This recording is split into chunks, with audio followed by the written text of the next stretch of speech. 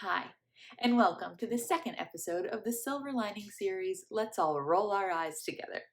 Today we're talking about joy. 1, 2, 3, eye roll.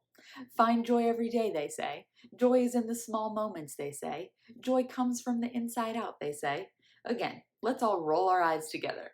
But why do those statements make us want to roll our eyes?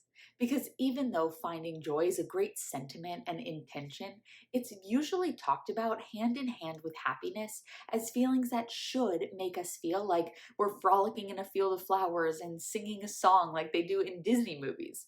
And that is just not our reality. Even though I will shamelessly admit that I used to dream about the people around me breaking out in flash mobs and somehow knowing all of the words and dance moves to the same song while I sat in the cafe and ate my sandwich.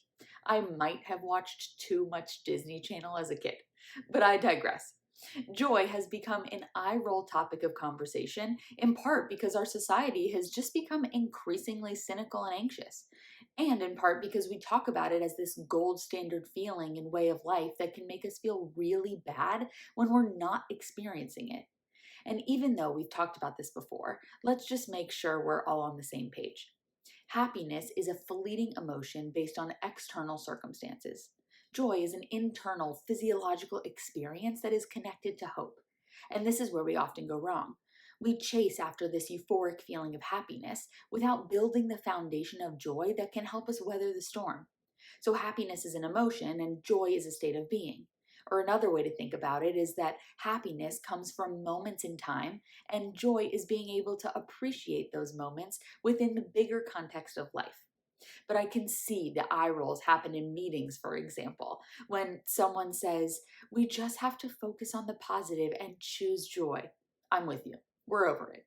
When I feel burnt out or have had a really difficult patient encounter or just didn't sleep well the night before, the last thing I want to hear is someone say to me, "But find the joy in your day today."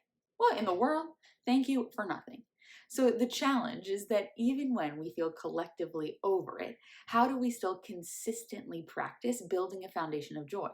And we do want to continue to build that foundation because we know that there are evidence based benefits when we do have a sense of joy in our life. Joy is linked to higher resilience and improved immune function and longevity, just to name a few things we all want and strive for. So, from the least cringy, eye roll inducing place, I want to talk about joy in the most realistic and functional way possible. So, very on brand for this series, I really do believe that the first step is not taking ourselves so seriously. Our collective cynicism and stress is palpable these days. And even though cynicism is protective and stress is valid, they can quickly fog up our glasses and taint our perspective. So I ask again, how can we find and create joy without feeling out of touch or dismissing our own emotions? I think that there are three things that we can do to at least start us off on the right foot. Number one, like I said, stop taking ourselves too seriously. We all need to relax a little. And I get it. When you say something that's taken the wrong way in a meeting, you feel like you want to melt into the floor. When someone isn't putting in the work and you feel like you're doing four jobs instead of one. When you burn the rice on the stove and then decide that the entire dinner is ruined. We can be so dramatic. So, how do we loosen up, laugh it off, and realize it's all just not that serious, boo? Something to think about. Number two, slow down.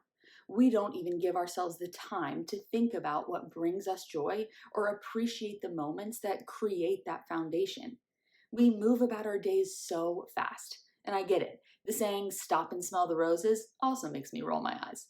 But how can we at least slow down and let a good memory register, or sit in a laugh a little bit longer, or smile and then smile even bigger when you notice you're smiling in the first place? We have got to slow down, not to smell the roses per se, but to experience our life. And finally, number three, connect with intention. Connection is key to so many things. But relating, commiserating, laughing, sharing, learning, the moments when we realize we're not alone, that's the bigger picture. That's the foundational joy that I'm talking about. So, like I said, I'm here to roll my eyes with you and bring light to these wellness topics, but I'm also here as a sounding board and a mirror. We need joy, so let's find it and hold on to it, because it might just help you make it through your day. See you next time on Let's All Roll Our Eyes Together.